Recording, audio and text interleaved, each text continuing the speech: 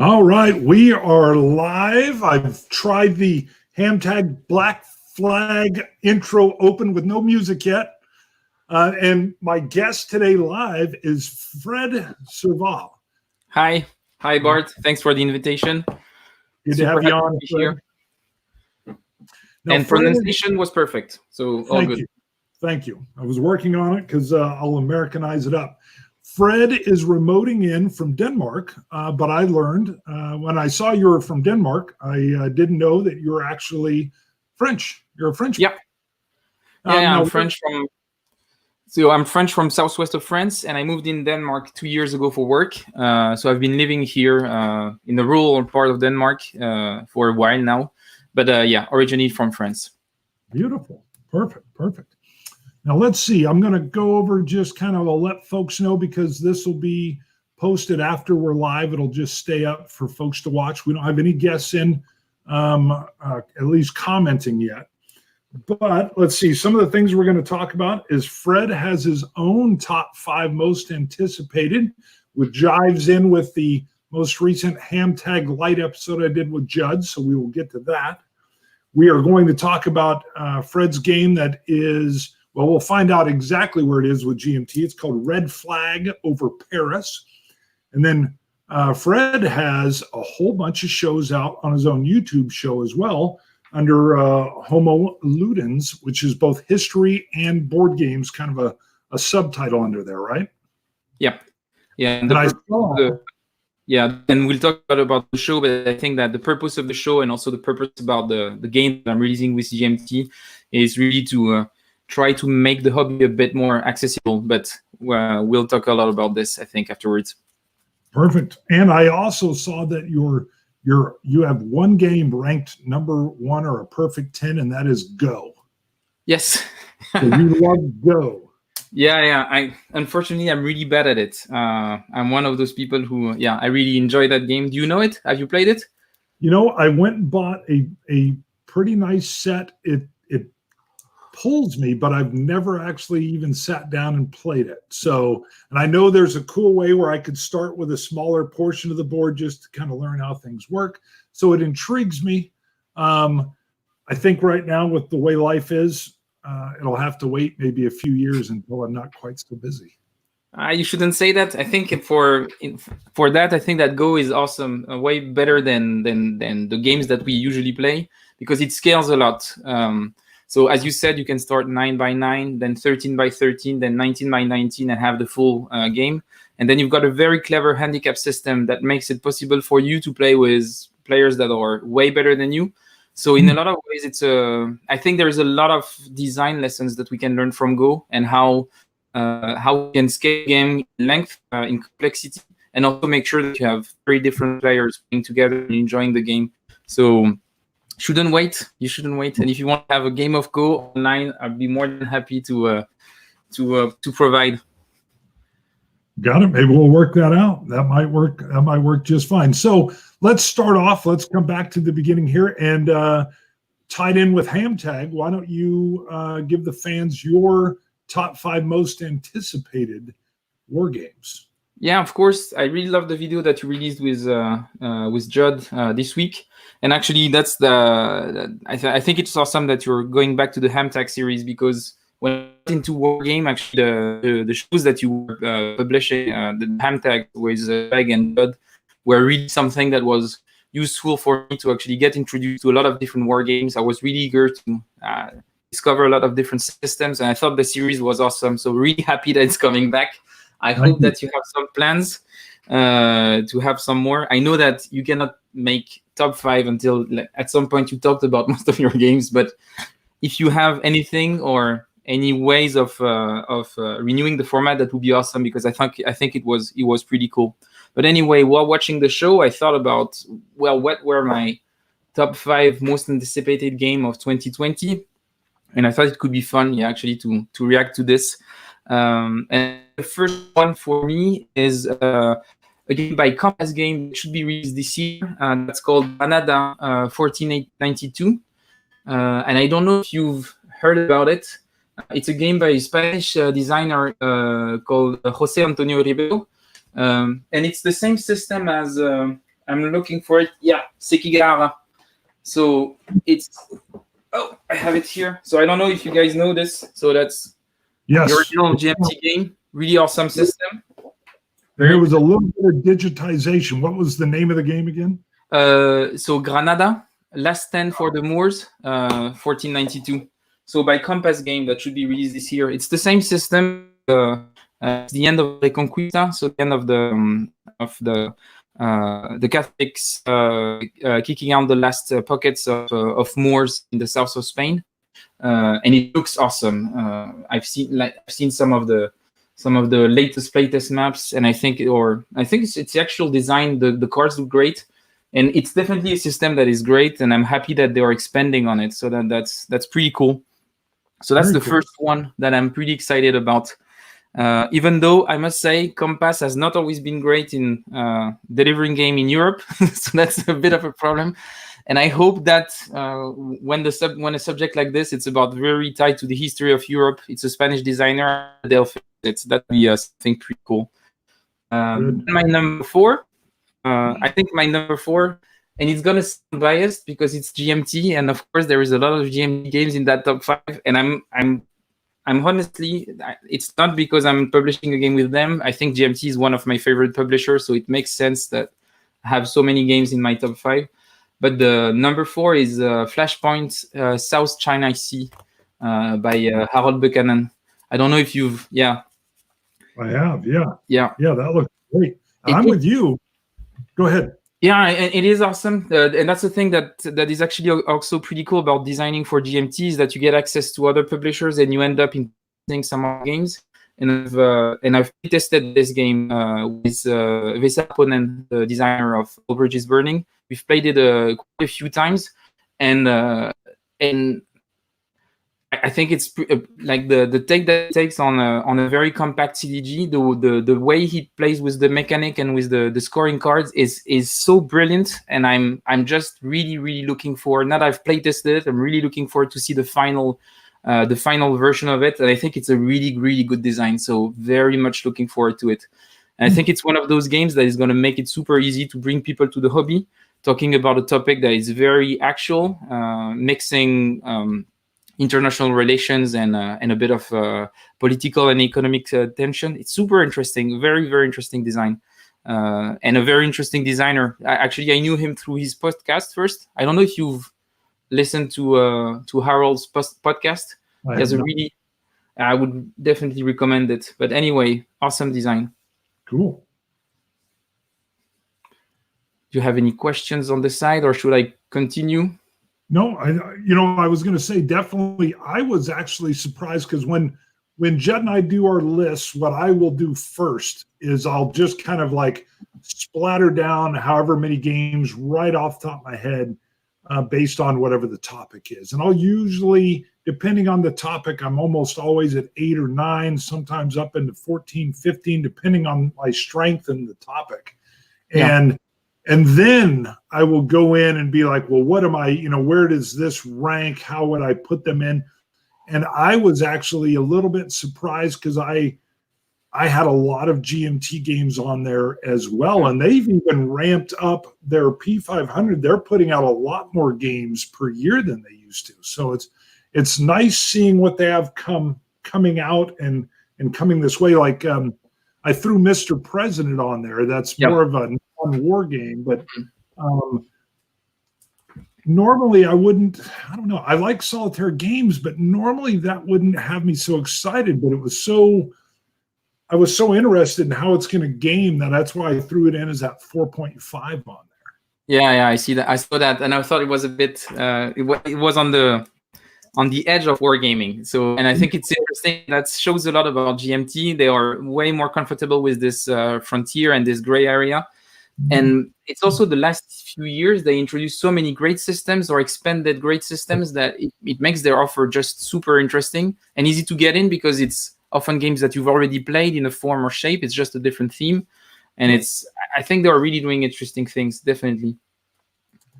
But anyway, yeah, Flashpoint, South China Sea for number 3. No, for number 4. Yeah, sorry, my bad. And number 3, another GMT game. So So about that.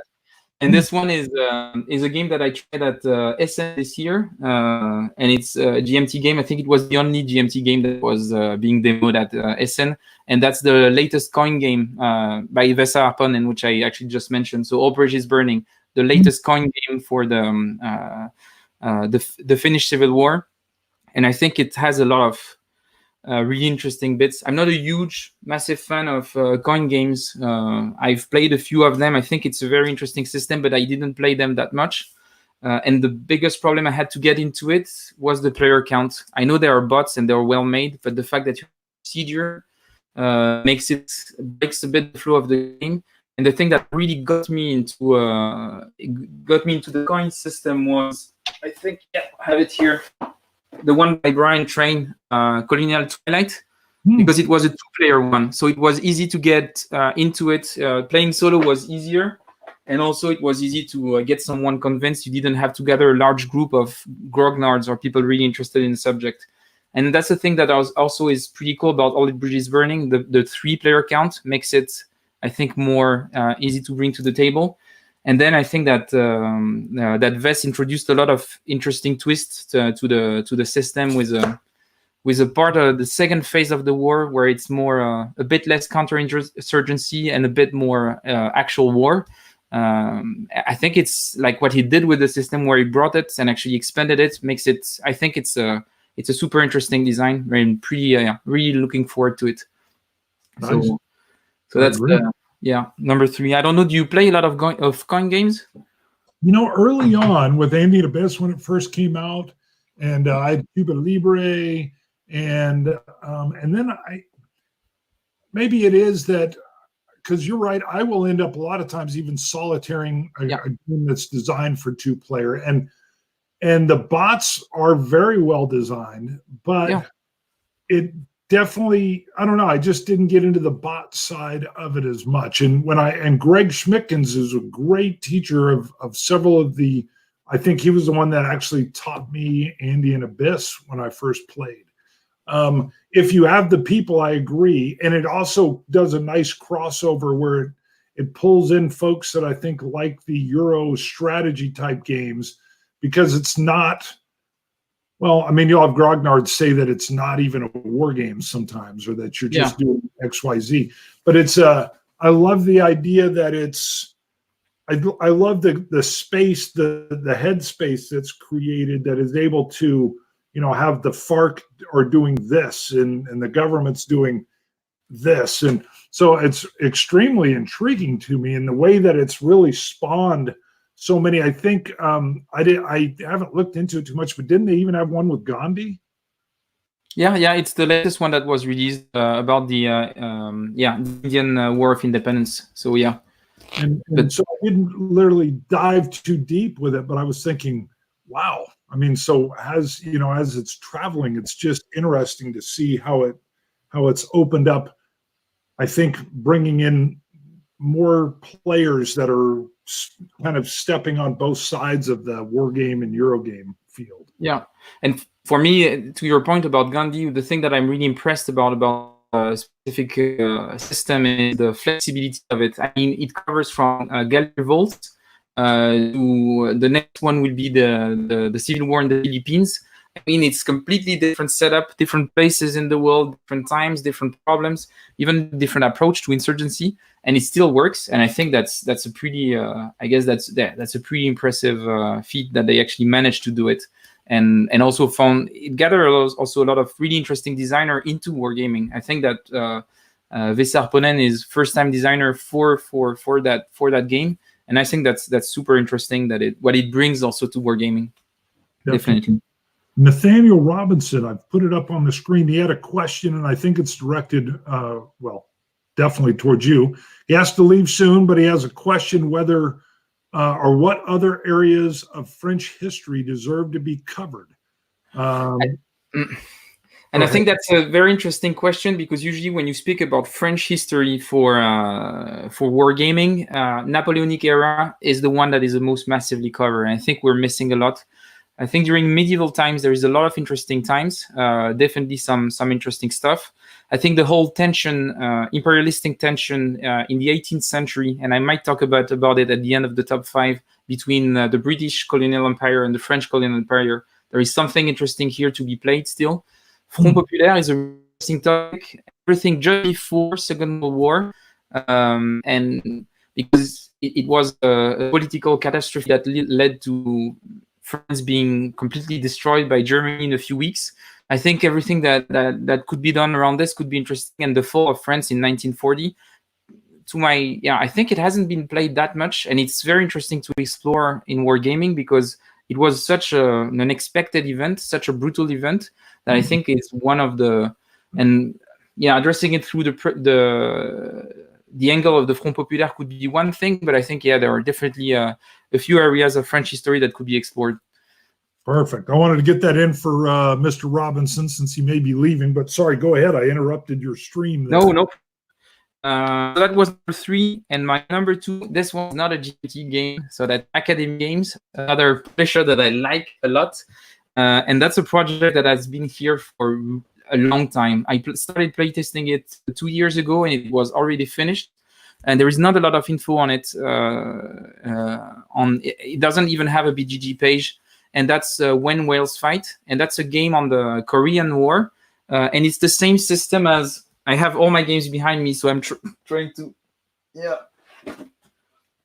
same. I don't know if you've played this. Strike of the Eagle. Yes, I saw you had that rated very high, and you really loved how the system worked. Yeah, the Fog of War. This game is one of the best implementations of the idea of Fog of War, I think, and the scale that it has, the way it works, the bluffing mechanics. I think it's a very interesting system, and I was really disappointed that it didn't actually release more game in the system, because it's also very adaptive to different eras. And normally the upcoming one should be the one on the Korean War called When Whales Fight, and I've played it a lot. I'm really bad at it, unfortunately, but I still enjoy losing on an ongoing basis.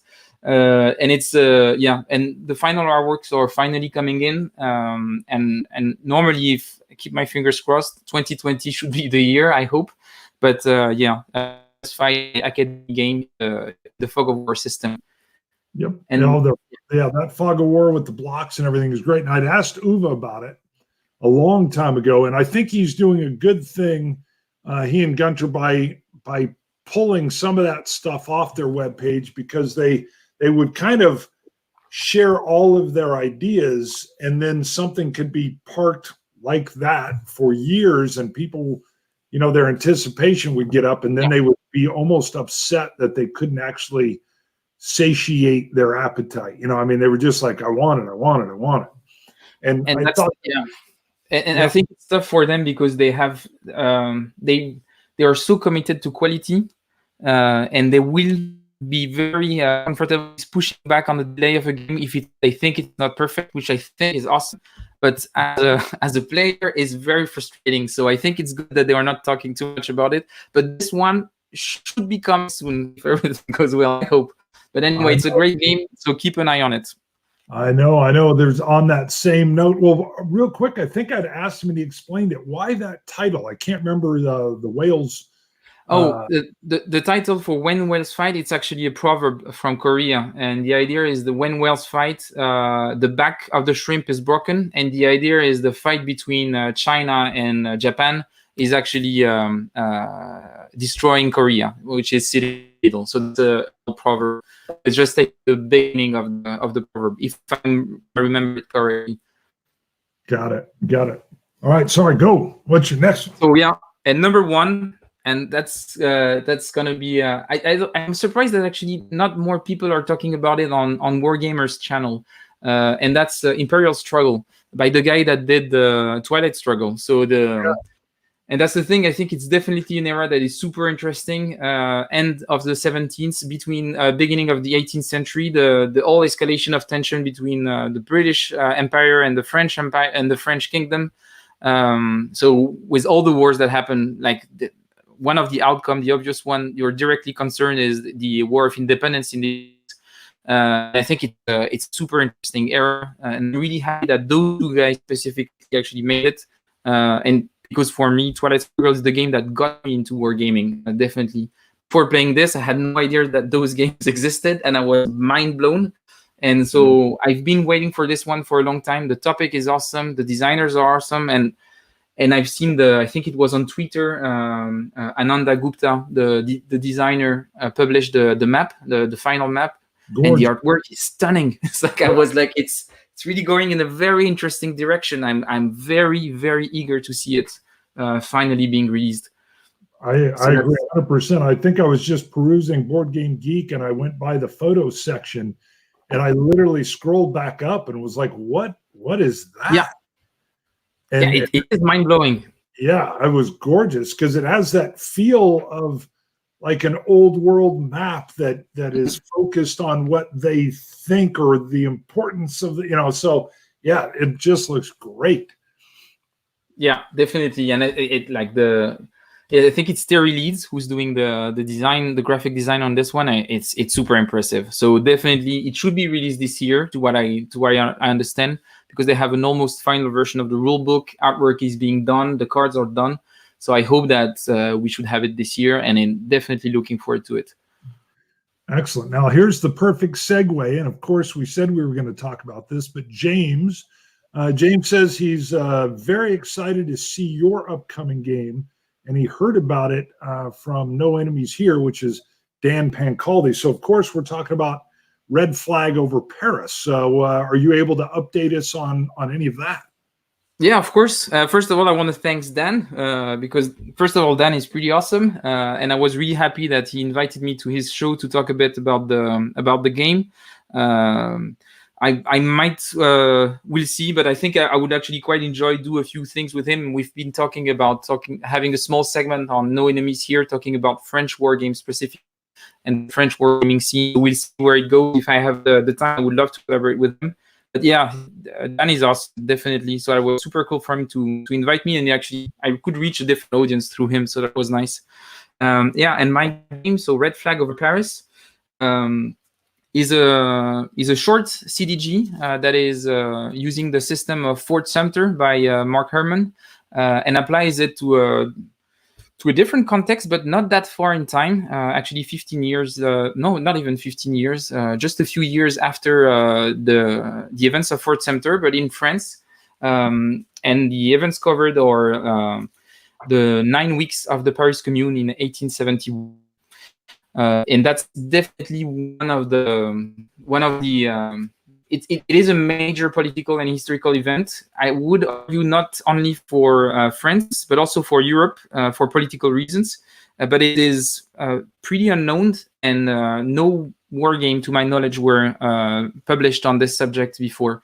But when I said that my game was the first one on the Paris Commune on BGG, someone pointed out that in the 1970s there was a small magazine war game that had a small hex encounter game on the siege of Paris, but it wasn't really so I still stand by the fact that my game is probably the first one on the Paris Commune, at least covering the whole event. And it is an event that is not very well known. Well, I love with your game design, how there's of course the military or the political, and then how they branch down inside. It's like dialing down. I've just looked at the surface of the game. Obviously, I haven't play tested your game or anything, but that was really interesting to me. I have not played Fort Sumter, so I went to BGG just looking at your game, and I saw where you had kind of given it the nod. But how fast what's game time? Is it a couple hours? No, it's definitely less than that. I would say maybe for a first game, if you go through the 3 turns and final crisis, because the final crisis can be triggered early, but it has 3 final crises. I think for the first game, you might last around 40 minutes maximum. And then when you know the game pretty well, I would say that it plays in a half an hour, definitely. So it's a very compact game, and the idea that I had in mind for this game was to keep the footprint as small as I could. So I wanted a small table space, small time, and also small headspace. So thinking about the rules, making sure that it's not too tough to integrate.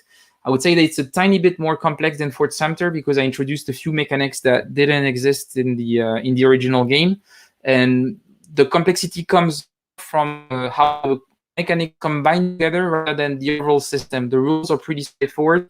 It's just that each action can have a lot of consequences, and it might, the complexity comes from there about thinking about the consequences of taking an action. It's not as straightforward as I'm placing this card and I have cubes here. A lot of times is that, if I have cubes here, then it generates this and it might have an impact there. So it's a bit more, it's how maybe the connections are there. And I think one of the key difference here, and that was what you were mentioning, I think, is compared to Fort Sumter, where Mark Herman completely abstracted the different spaces. So everything was abstracted, whether it was political or a bit more militaristic. My approach was to have a stronger mechanical divide between the two. I wanted to have, I think it's really interesting to have both political and military problems in strategic war games, but I wanted them to feel different. So the way the political spaces work and the way the military spaces work are different, and you really have a tactical feel when you play in the military spaces, because it's a point-to-point map when it's military spaces, and actually to get somewhere, you need to get somewhere first. So if you want to get into Paris when you're playing the Versailles government, you have to take the forts surrounding the city before you're able to enter the city itself. And your plays, it's not very complex because the number of areas are pretty limited, but still you have to think about, if I go here, I can block him. And so that's something that we usually don't have in such a small game. It was the case, for example, for 13 Days, which has shared a lot of the same mechanics, which was a great inspiration, but everything was abstracted, and I wanted to go back a bit more theme compared to those original designs. Now, when you pitched this, you pitched it to GMT, or how did all that come about? Yeah, so that was actually, it was a bit of not really a bit of an accident, I could say, because I was thinking of maybe trying to make a game, because my current wargame buddy here in Denmark is actually a GMT designer. He's called Brian Asklev Hansen, and he did a couple of games in the what was the name of this series? So it was a series by GMT, Musket and Pike, and Hex Encounter tactical system. And he did No Saints in Armor, Saints in Armor, and Nothing Gained But Glory in that system. And we started playing when I moved in Denmark 2 years ago, and he actually inspired me a lot. And I thought maybe I could try design a game. And I wanted to do something on the Paris Commune, because I think it's a very interesting event of French history. And I was a bit sad that it was not covered. But I was really struggling with what kind of mechanics could work. And at first, I was really looking into more of a area impulse game where it was just happening in Paris for just the final week when you had the final battles. But I felt like it was missing the point of what made the Paris Commune interesting. And when I played Fort Sumter, it blew my mind. I was like, oh my God, that's exactly what I need to do. It's the perfect system because it blends strategic decision, but mixes military and political, and it worked really well. It was the same era. The system was very streamlined. And so I started working on it, and my working buddy told me, you know what, you should probably send an email to GMT just to make sure that they don't make one. And if they don't make one, maybe they will be interested. And I was like, really, I'm not that sure. But then again, the risk of working on something that they might be doing made me a bit worried. So I actually sent an email to Gene Billingsley. And his answer was, Mark Herman and no one at GMT is working on a game on the Paris Commune. But actually, we think it's pretty interesting. And when you have a prototype, we would like it if you could send it to us, and we'll check it out. And I told them, okay. Deal. In 6 months, I send you a prototype, and it took me a year. But they were very patient. The year I actually sent them a more or less working prototype, and I told them, this is where I am at. What are you guys thinking? And the answer from Dean was, we actually really like the idea. We would like to integrate it in P500 when you'd be happy with a stable prototype. And this is where it all started. Nice. And then how many? I just looked, but I can't remember. Maybe it was a week ago. How many pre or P500 orders do you have right now? rough. So I have 300 pre-orders right now, and we're 2 months in. So it's a bit slow, but I would say that for the topic, it's going pretty well. I think the Luke Billingsley, my developer for the game, told me don't expect much. It's not a Napoleonic game. It's not World War II. It's a very obscure topic, so it's not going to go that fast. So 300 right now after 2 months, which of course I would prefer if we're already at 500 or maybe 1,000. That would make me happier. But still, we're getting there, and we have it's pretty constant, the flow of pre-orders that we have coming in. So that's really awesome. It's just that I hope that we're going to move fast enough, because next year is going to be the 150-year anniversary of the Paris Commune, and I think I really want the game to be out there before that. I think that would be pretty awesome. So yeah, I think I'm just going to check, do a small refresh. Sure. And tell where we are now. 300, exactly 300 pre-orders just now. Nice. And if you want, I know we talked about it, if you wanted to screen share or show the cover or any of the work, that's good too. Any kind of info we can show on it would be great. I can actually show you I'm going to share my screen. You bet. I don't know if that works. Yeah, we'll play. I think if you just click it, it will do it, but I haven't shared the screen in this program yet either. So. Yeah, I think there is an authorization thing that I need to do. Wait a minute. Well, you're good. Well, you look around at that, and I just love the idea that, how the board game community works, where you're able to one, you have the idea, but then you play Mark Herman's game and you're immediately like, oh, that's perfect. There we go. Yes. Oh, do you see it? I can see where you've shared your screen, and then I don't know if I need to click on it. Let me add it to the stream. Yep. Oh, it works. Oh, that's actually awesome. You were right. This software is pretty cool. It is. Cool. But yeah, so that's the P500 page on GMT. So that's the preliminary artwork made by Rachel Billingsley. So you have a few info here, the online courses, and then you have if you're interested about the history behind it and some of the design notes, and I guess we'll talk a bit about design afterwards in this video, but actually I wrote 2 historical articles to explain what's the context behind the Paris Commune. So explaining the end of the Franco-Prussian War, the political context in France at the time, why the insurrection, and who were the different players. So the Paris Commune on one side and the Versailles government on the other. And then you'll have more info on the P500 page and some screenshots of playtest art and some of the cards. So this is an earlier version of the map, some cards here, and then some info here. And I have one nice, so that's new. But yeah. And yeah, you're right. I think it's super interesting the way our hobby is working. The fact that you can just reach out to GMT, and if they are interested by the design, it's actually like the barrier of entry is pretty low. At least to enter the P500, as long as you're committed, you have an approach on how to design the game, and you're committed to it, and you have some significant experience, at least as a player, you can. The barrier of entry is pretty low, but I would say it becomes hard afterwards when you are in the P500 and you start actually being very serious about the development and also working on community and everything. I think it's very it requires a lot of to keep the momentum and keep working on it. But it's a very super interesting process, and and I enjoy it quite a lot. Yeah, and I think that's one of the beautiful things about their GMT's whole pre-order system, is that it allows the excitement, ideally, to drive then the production of it. I know there's some games that'll get stuck in the queue and they're over the P500 mark for a while, and then I know there's a whole, their ordering process is probably a game inside a game on how you pull that off and keep a business afloat. But yes, I love the idea that even the fans that want to basically put their money forth are able to get excited by something, or we're able to come in and talk about it like this even.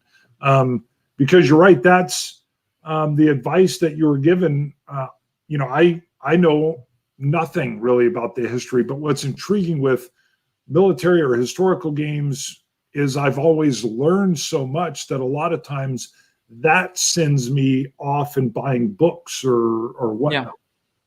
And I think that's a really interesting point. And I actually think it's also a good way for me to explain why this topic specifically I wanted to design on. When I discovered Wargames around, I think it's 5-6 years ago, so I'm rather new to the hobby compared to a lot of growers that we have in the community that have been playing for decades now. The thing that I realized is I have an academic background in history, and for me, the medium through history was either reading archive or like historical research or historical book. And then I discovered historical war games. And it was really an eye-opening moment where I realized, whoa, there is actually another medium to get to understand history and to experience it firsthand in a lot of interesting ways. And I think it is a great medium to actually get people to get interested in some specific events. And I cannot I have so many moments that I'm reminding, like gaming moments where I was doing something in a game, and then it was an event that I knew, and I was playing it, and I was like, oh, that's why that was important. And you never realize it. And I think it's one of the example that always comes to mind is the first time I played a game on the Korean War, and the American player did the amphibious attack on Ishon, like behind my line, and cut my supply lines. I was like, yes, obviously that's why it's important. And I was like, now I understand what happens historically. It made sense. I was so focused on taking Busan, and I was like, it's all in. It's like I'm ready to die. I have a shitload of, and I want to go for it. Like, yeah, we have this one weak point, just also the 38th parallel, and if you don't control it, you're gonna die. And but there is a lot of moments like this, and I think it's a great medium. And that's also the thing. So I was super interested in the Paris Commune, and I was like, there is no game, and I would like to experience this part of my history through gaming, but it didn't exist. And I hope that someone like Brian Train would make a game about it, but he never did because he's too lazy or something. I don't know. So I had to do it myself. And actually, I discovered that, yes, gaming is an awesome way to explore history. Game design is also a completely different beast. It was also I won't design a game about every topic that I'm interested in, but the process of doing something like this it is very rewarding intellectually. It's really cool. Well, I would imagine, because I've had to teach on topics before, whether it's in law enforcement or whatever, and the second you begin teaching it, the level that you actually learn it at. So I would imagine it's very similar when you're working on game design. How are you going to get history to work with the design? That's got to be intriguing by itself. Yeah, it's a super interesting analogy that I never thought about, but now that you're saying it, it makes a lot of sense, because I've done something too, and I had the same, exactly what you said. The fact that you have to spend some time, take a step back, and structure what you know is actually a great way to self-reflect and actually know better what you know instinctively. And it's true that it has there is some similarities with game design, because you really have to go through it and make sense of it all in a way that is digestible by someone else. And it's true that it is very, there is a lot of similarities. I never thought about it, but yeah, very, very good point. It does work like this. Yeah. All right, let's see. I think, well, did you want to share any other card art, or did you have anything else you wanted to share before we moved on to your YouTube channel? Yeah, of course. I think I can show a few cards, maybe explain how the cards play, and maybe just talk about this too. Not because there is a couple of videos where I'm talking about the differences with Fort Sumter, but maybe for the people who are on the live, just to show a few things. I do have, I don't know if you can see here. Trying to get it to you. Hold on. Hold on. There. We'll just stay there, I guess. Okay, so that's one of the cards. So just to show the anatomy of a card, so that's a card. So some of the titles are in French, but the game is in English, I promise you. So no worries here. So that's a card for Versailles player called Les Amis de l'Ordre, so the Friends of Order. And basically the way the card works is that on the top left, you have a value in cubes, and it's a very classical CDG approach, and you have an event down there. And when you play a card, you can play either for the cube or the value. And here, this is an event so the events are all tied to either a specific event or a specific figure of the Paris Commune. And yeah, this is, for example, Paul Manck, a very famous activist of the Paris Commune. This is a general from Versailles. This is a newspaper. So you see, you have a lot of different people, either personas or specific events or people that represent the military, and even some specific localization. And basically the idea is you have a map. I think the map I want here like this. But you see it's a pretty simple map with a lot of stuff on it. Right. But when you play a card, what you decide to do with the card is either you play for the event, as you would do in another CGG, or you can play for the value. But if you play for the value, you have to commit your influence either to political influence or military influence. And then you have two kinds of operations you can actually take. You have political operations and military operations. And then you can remove and place a different process for each of them. So in that regard, it's a bit different from Fort Sumter, because you really have this feel of I'm committing, I have some value, and then I can take a series of operations. It's not completely open in cube placement and cube removal. And there is a very strong difference between how it works in military spaces and in political spaces. So that's the way the cards are used. And then you can use the cards in two different manners. You can also discard a card to purchase a card that was discarded by your opponent if it's the same event, if it's an event of your faction. Or you can do something which is discarded to increase your player momentum. And the player momentum is something that is also something new in the system. And the two players have two different momentums. So for the Versailles player, the momentum is the collaboration with the Prussian invader. And this is linked to the historical context. So at the end of the Franco-Prussian War, France was still occupied by Prussia, and most of its army was destroyed. So actually, to take control back of Paris, the Paris government had to negotiate with the Prussian invader to get back prisoners of war. So they have limited resources at the beginning of the game, and they show goodwill toward the Prussian invader to get some resource back to be able to take back control of the capital.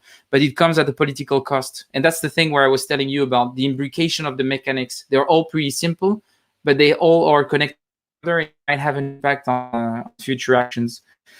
So that's the way it is. But then if you're interested, Dan had a small segment about the game. I think it was No Enemies Here a few weeks ago.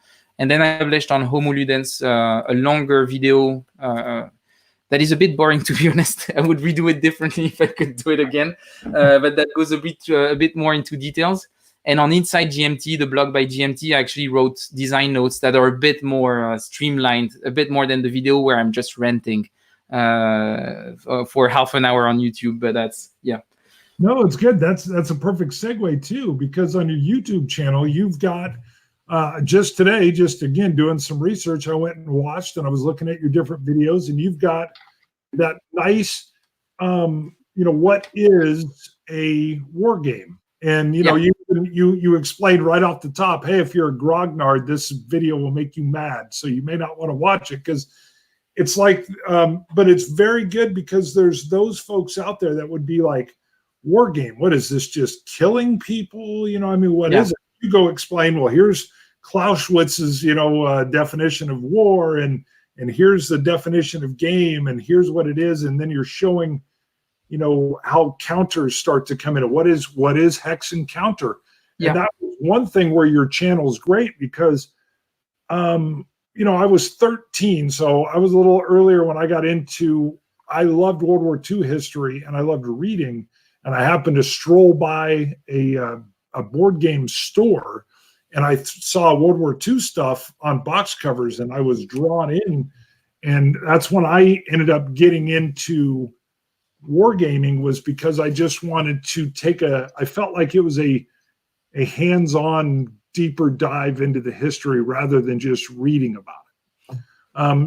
And so as your show, again, Homo Ludens, you do a lot of topics, but when you go in and even explain those key simple points that a lot of folks, I may be talking about ZOC, zones of control or zones of influence. And if I don't go through and explain it, it's kind of like on the police department.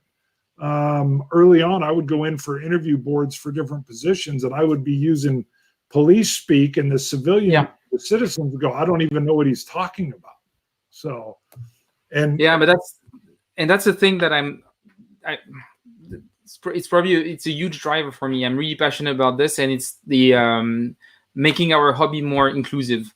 What I see in the hobby when I look into it, first of all, it's a hobby that I love. I think it's awesome, and I want more people playing war games. That's my obsession. I want more people in. Because when I was a teenager, I thought that wargaming was only Warhammer. I was playing a lot of this. I loved it. It was awesome. And we actually did a paper version using the Warhammer system to play World War II, and we're really into it when I was a kid. But I didn't know that there was this whole thing that actually existed, and I would have loved to discover it earlier. And when I started getting into it, I realized, okay, I have an academic background in history, so it should be easier. And it was a struggle to get in, understanding all the acronyms. Like, for example, you're on a forum and they call about COH, and that's conflict of heroes, and it takes you a week to figure it out. Right. And then they talk about box and zones of control. Okay, supply lines. It's like, it's like OB orders of battle. It's like all those things, and you're like, my God, I'm completely lost and struggling. And you're like, I know there is something here that I want to get into, but it's so painful. And but I was committed, and I was lucky enough to have actually some people to get me into the hobby. I think it's a very important thing. If I had one advice to give to someone who wants to get into wargaming, find a good wargame buddy. I think a wargame buddy makes everything. It's like find your wargame wife. It's like you need to have someone that you really share stuff. You're gonna have some fights around some systems that you like and don't like, but you for them because it makes them happy. So you have this, but the relationship with wargame is what helps you to go through all of this. But I was frustrated, and I want us to be a bit more welcoming to newcomers. And I think the idea was I wanted to do two things. I wanted to do in-depth game reviews where I talked about the history of the war game and how the mechanics simulated the history. So really having this strong historical background to the reviews, because I that's something that I wanted to bring that I thought was interesting. And then the other thing was, how can I make wargaming more accessible to non-wargamers? So I had this series called Wargamology, where I talk about basics of wargaming. I haven't done one in a while, but I actually have one in preparation that is dedicated to wargame lingo. So the whole jargon, where I'm going to talk about line of sight, zones of control, supply lines, and all those things, and explain what do they refer to, why do they simulate, why they are important, and how they evolved with the hobby and the different designs. But yeah, I think everything that we can do to bring more people in would be great, because our community is getting old, and we are not renewing the base. We have almost no women present in the hobby. That's frightening, to be honest. There is no reason for that. I mean, I would understand a minority of women, but 0%, that's not cool. Something is wrong. And the games are so awesome. They need to live. They need to get played, and the only way for it to happen is to get more gamers in. So yeah, that's the idea behind Homo Ludens, I would say. And that's right where even you said it, Twilight Struggle opened that door to you. Yep. You know, then when it sat #1 on Board Game Geek for year after year, that was wonderful. But then I would still run across these war gamers that would say, that's not a war game. And I'd be like, come on. It's using the cards, and it's bringing these very cool historical elements and and bringing people in.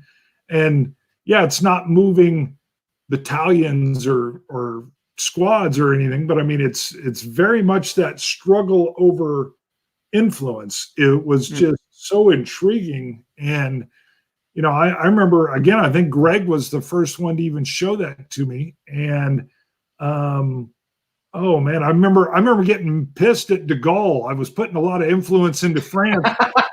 You know, and I'm like, yeah, and I get that card played. I'm like, what?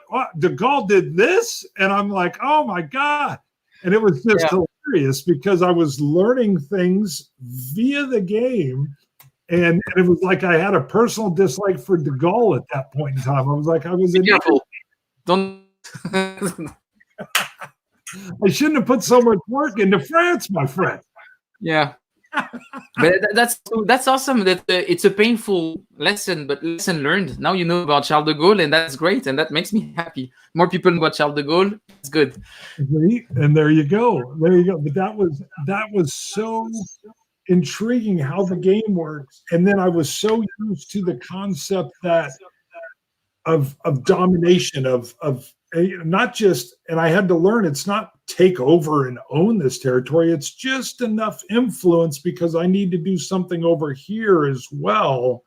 And and then how do you make that work with events that are triggering and the history just coming alive?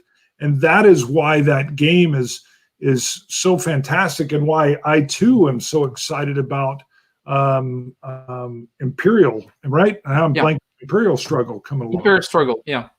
And I think that's the thing that sometimes I don't understand in our community, the feeling that those games are not real war games, therefore we must disregard them and think that they are a disease or something that is going against us. And it's like, and I always struggle with that line of thought because I don't think that it prevents us from playing hex and counter war games. To be honest, I love Twilight Struggle. I think it's awesome, but my guilty pleasure, I'm going to show you what it is.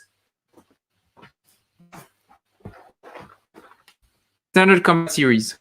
So you cannot make more classical hex counter, but you have to play solo, and I have a bit of time on a Sunday, rainy Sunday. That's what I like to play. It's not the most complex game, but it's very orthodox, very classical. And I love it. I find it super relaxing. It's like playing a puzzle. It's awesome. I really like it a lot. But then again, it's not because I play Twilight Struggle that I like that it prevents me to play classical war games. Actually, it's all the contrary. If I had never played Twilight Struggle, I would never have known that those games existed, and it was a way for me to get introduced to all this. Some people won't like Hex Encounter, and Hex Encounter, it is definitely a design convention that is aging, but that doesn't matter. It's like I think we should be more focused on expanding our community rather than create false division within it, and then maybe Hex Encounter will come back at some point. I think that what Mark Herman is doing right now in his C3I games, the one on Gettysburg and the one on Waterloo, renewing it a bit is super interesting. Actually, there is another game. Wait a minute. Yep. That is like renewing the convention of hex encounters. It doesn't have counters, but it has. I don't know if you played this. Let me see it a little bit. Let me put you full screen. No, I haven't. So let's see. Yeah, it's the guys who did the W1815, the small game on Waterloo. I think that that was mentioned in one of your Hamtag videos by Judd or Greg, or maybe both of them. And that's the latest game they did. And they have this. They completely they take the convention of using hexagons for wargame and completely make it go in another direction. And this would have only happened if some people coming from outside the community actually came in with new ideas and thought, oh, that's an interesting game convention, but makes something with it.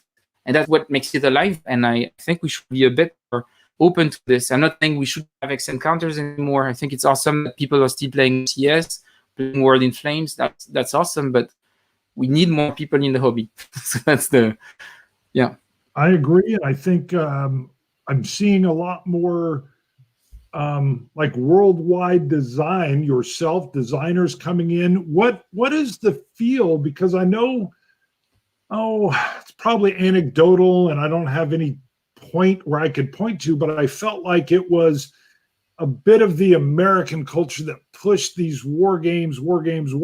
But then I feel like, I've seen it, and I'm blanking on names, but there's designers from Europe, and now there's designers from Japan that are designing war games as well. What is the feel in, not that you speak for all of Europe, but the feel for Europe on these games that dive deeper into some of these conflicts? I think that that Europe is very it's very hard to have a broad perspective of what wargaming is in Europe as a whole, because all the countries have very different cultures around wargaming. I think in the UK, the proximity with the US, the fact that you have the same language and everything makes the culture there a bit different from mainland Europe. And I think that, for example, France has a specific relationship with wargaming, because we had for a very long time really good wargame magazines for decades and decades, and we have one that is still in activity today and publishing really awesome war games for very cheap on a bi-monthly basis called Victis. So we have a wargaming culture that is we're not many wargamers in France, but the culture is still pretty strong. We have a lot of designers, very good designers. I think that actually the C3I magazine where Mark Herman was publishing Gettysburg was actually a French design, French designer that also works on Victis and other stuff like this. So France is a bit different, but definitely the industry of the US is massive. The industry is there. Most of the publishers are there. Most of the war games and the designers are from there. But it's interesting that it looks, as you said, that the industry is opening more to international designers. The International Design Group or group, I don't know, from MMP was doing this already 10, 15 years ago, getting some Japanese designers to be published in English by MMP. And I think they were really forward thinking in that regard. Warriors of God was one of them. Storm over Stalingrad was a Japanese design. Victory Lost, a pretty cool series also. And I think they started because there is a lot of small pockets of wargaming in some countries. I think Japan is one of them, France is one of them, and in a way the French pocket of wargaming is influenced by the US, but has its own culture, because French people, they don't speak English well. but it's true. A lot better than I speak French. Yeah, of course. But you have more war gamers on your side, so it doesn't matter. But and so in those countries there is also an incentive to build our own war games, because it's a smaller market and it's more accessible and stuff like this. And I think in a lot of ways Japan is the same. Like people speaking English in Japan is really, really rare. And I think they also have their own magazine. They have a magazine, a few others like this. And they developed their own scene just because they had a limited influence from the US. It's definitely there, but they were distinct enough to start developing their own scene. And it's great to have American publishers actually getting input from those new waves of designers. And I think that could be like this mix could be only good things could come out of it, I would say. And yes, Hexasim, maybe that's the French publisher. It's an amazing company, definitely amazing company. For people who are into Napoleonic games, I think their series on Fallen Eagle series, Fallen Eagle, Rising Eagle, pretty awesome. And one of my favorite game, here it is. So that's on the liberation of Western Europe. That's from Hexasim, Liberty Roads. Very cool, yes. Yeah, I recommend it quite a lot. I know that Judd is really into France 1944 because he developed it, but he should try this. I don't know if he tried it, but I definitely recommend it. Okay. Whoops. We get you back. So yeah, we do have a pretty good scene, and I think it's very different from Germany, for example, or Italy or Spain. I don't exactly know how it is over there, so I couldn't say. Well, I love the because I'm with you for a while there. I felt like the war game fans were definitely aging out, and I was thrilled when I would see a father-son, at a convention or something, and they were playing and they were joining in. But that being said, the growth of all the Euro games and all the Kickstarter growth and everything else, I think we're a niche inside a niche, so it's nice to see that overall growth. And I interviewed Mark Herman, and he talked about how for him, he thought maybe it was a consequence of him aging, but he was talking about how he liked to play games that he could get into and out of a lot quicker. And I told him I've always been, I would consider a lighter gamer anyway.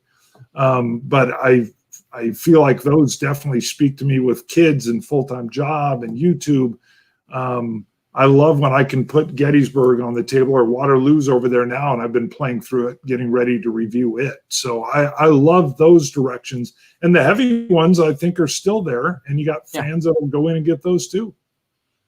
Yeah, and I think that's also the fact that the market is aging. Maybe we'll go also toward bigger hexes, bigger counters, smaller game length. It could be a good thing also. But yeah, it is definitely aging. That's very true. But maybe there is a whole movement that is still gonna happen. That probably games are gonna get shorter and maybe less complex. But I'm not that sure. I think there will still be a space for hardcore grognards, or maybe for people who, from time to time, they like to dedicate themselves to a game. Like if you look at the board game industry that is not wargamers, Twilight Imperium is still massive. It's a 12-hour game. It is not super complex, but to board game standards, it is a pretty significant rule set. And you don't play Twilight Imperium every weekend with your group, but once in a while, you know that you're going to commit to it, and that could be the same for us.